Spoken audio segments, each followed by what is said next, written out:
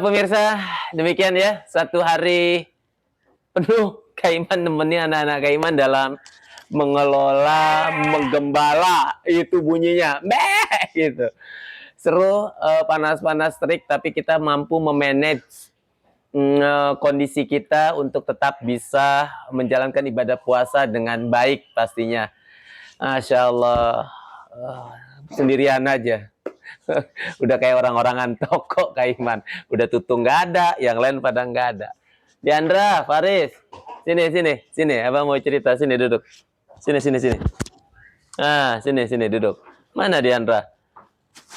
Ah, Diandra sini. Ah, tuh, duduk. Uki mana Uki? Tuh, Uki. Ah, Ki. Wah, sini. Duduk. Nah. Sambil nunggu waktu berbuka puasa yang insya Allah sih sebentar lagi nih. Udah kecium aroma asar. Habis asar? Maghrib. Habis maghrib? Habis maghrib kita buka. Buka dulu kita makan. Sahabat dan pemirsa di rumah, teman-teman MNC Muslim yang luar biasa.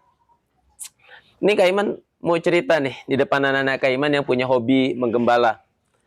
Dulu Rasulullah Nabi kita Muhammad Sallallahu Alaihi Wasallam, Allahumma sholli wasallim alaihi. Oh, maju dikit nggak kelihatan lu di TV. Nah, mundur dikit. Kelihatan nggak Kayum? Kelihatan ya?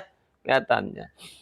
Nabi Muhammad Sallallahu Alaihi Wasallam pernah jumpa seorang kafir, dia belum Muslim, namanya Abdullah bin Mas'ud.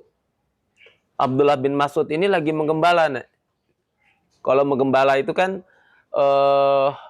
dibawa kambingnya keluar, dibawa ke halaman padang rumput, lalu disuruh makan. Makan, nggak usah nyusahin kita, gitu. Nah, kebetulan Rasulullah sedang melintas.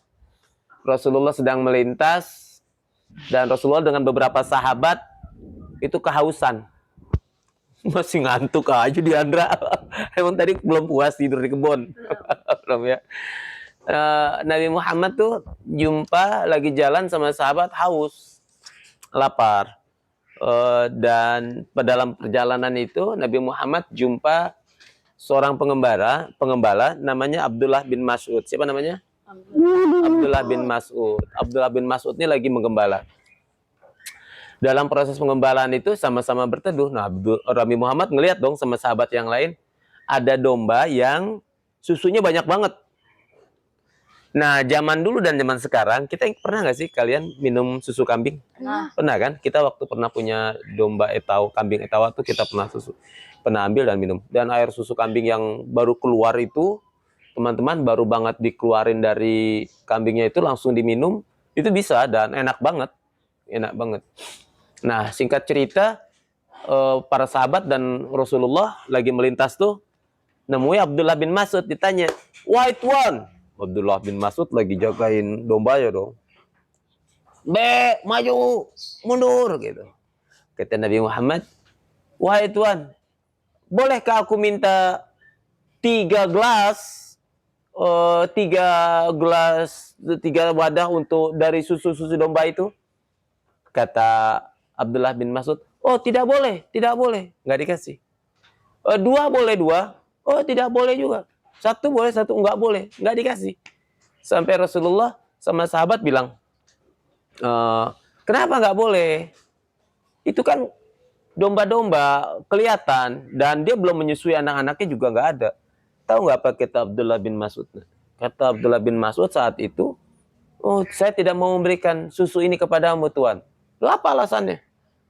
Ini domba bukan punya aku. Aku cuma mengembala, aku bekerja. Dari pekerjaan ini aku dapat uang. Dari pekerjaan ini aku punya aktivitas. Dari pekerjaan ini aku juga menyenangkan. Jadi domba ini bukan punya engkau. Bukan punya aku. Jadi karena bukan punya engkau tidak mau kasih ke kami semua. Oh, tidak. Mohon maaf. Masya Allah ya. Abdullah bin Mas'ud yang belum masuk Islam saat itu, belum mempercayai Muhammad adalah Rasulullah, belum meyakini bahwa Allah Subhanahu wa taala adalah Tuhan kita, dia punya sifat yang jujur luar biasa. Sampai pada akhirnya hidayah mengantarkan Abdullah bin Mas'ud untuk masuk Islam. Dan ketika Abdullah bin Mas'ud masuk Islam, Rasulullah senang sekali. Dan Abdullah bin Mas'ud selalu ada di samping Rasulullah. Bukan cuma karena kebaikan dan kejujurannya, tapi memang ketaatannya. Sebelum dia masuk Islam, dia udah jujur Abdullah bin Mas'ud. Coba bayangin, kan bisa aja dia bilang, kamu mau air susu domba? Aku perusin, tapi bayar ya. Kan yang punyanya nggak tahu, iya kan? Tapi Abdullah bin Mas'ud menjaga amanah itu, Uki. Itu dari kisah tentang domba. Ada lagi kisah tentang beternak. Ibnu Umar itu juga pernah ketemu. Ini bukan orang dewasa, ini anak kecil malah, anak kecil. Anak kecil yang sedang menggembala. Nah, tentang Ibnu Umar. Ibnu Umar tuh ketemu anak kecil lagi menggembala kambing. Ya mungkin seusia kalian lah. Cuma bedanya kalau tadi ya besar kan. Sekarang Ibnu Umar nih ketemunya anak kecil. Anak kecil. Diuji sama Ibnu Umar. Woi, Dek, sini. Iya, Om. Begitulah kurang lebih. Apa, Om? Gitu. Banyak kambing kamu. Iya, Om. Aku mengembala kambing yang diamanahkan untuk aku. Sini. Itu kambingnya banyak betul. Tuan kamu apa selalu menghitung itu kambing-kambing itu? Mereka nggak ngitung, Om. Yang penting mereka ngelihat kambingnya segar, sehat, makan kenyang, cukup. Kurang lebih begitulah. Tapi dulu kan nggak manggil Om kali ya, Tuan mungkin. Om, iya Tuan. Sini. Aku belilah itu kambingmu satu. Sini. Kan nggak ketahuan sama tuanmu. Apa, Om? Apa Tuan? Gitu. Aku beli satu. Sini. Oh, tidak. Kan banyak. Tuanmu nggak akan merasa kehilangan dengan kambing yang kehilangan cuma satu. Wah, tidak. Kalau gitu, aku beli yang sedang. Dia mikir lagi. Aku beli mahal. Anak kecil mikir lagi. Sekali tidak Om. Oh, tidak Tuan. Om terus, Tuan terus, gimana sih? Akhirnya sampai dibilang begini. Aku beli deh yang paling kecil tapi harganya aku bayar yang paling besar. Aku mau potong, aku mau makan. Aku punya uang banyak, aku bayar dengan mahal.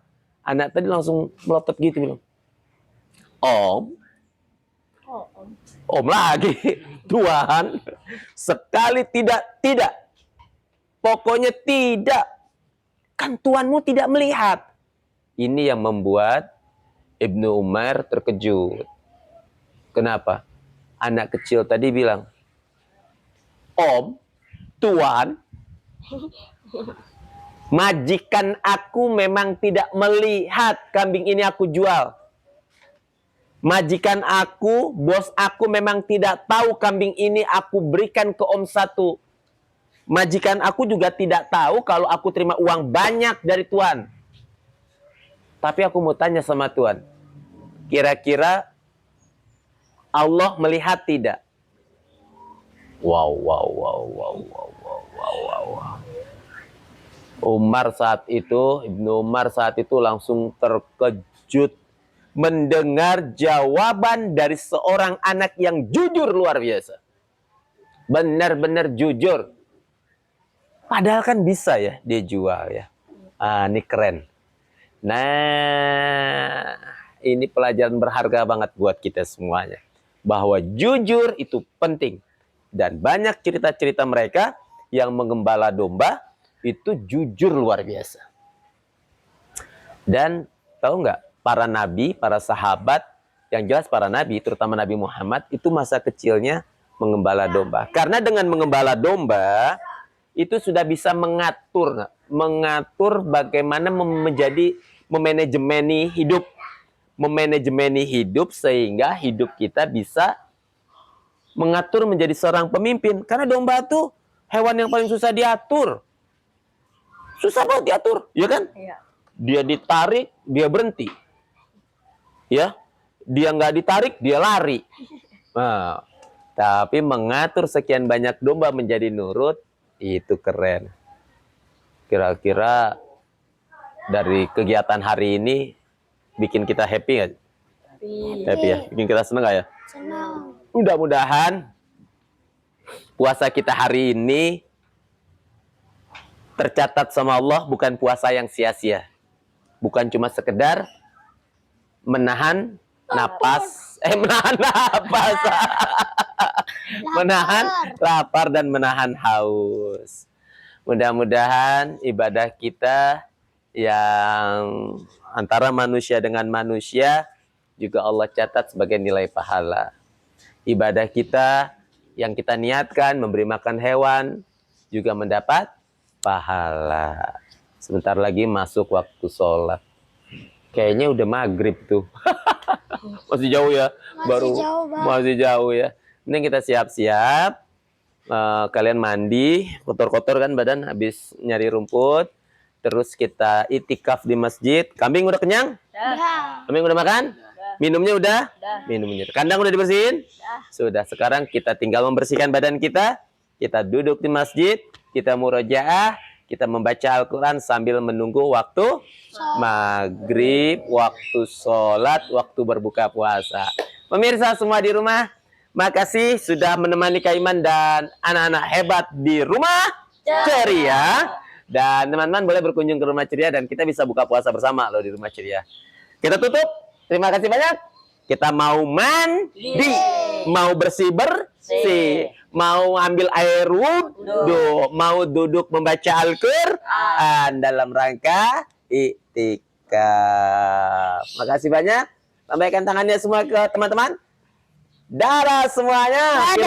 Assalamualaikum warahmatullahi wabarakatuh.